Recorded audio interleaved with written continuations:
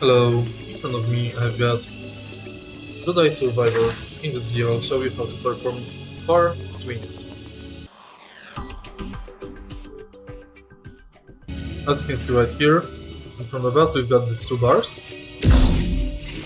and we'll try to swing between them. Now we are swinging.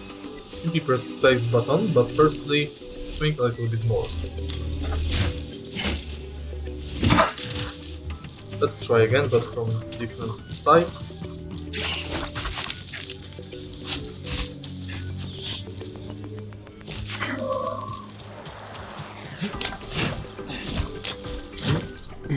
Press space button twice to jump farther. If you find this video helpful, please like, comment and subscribe.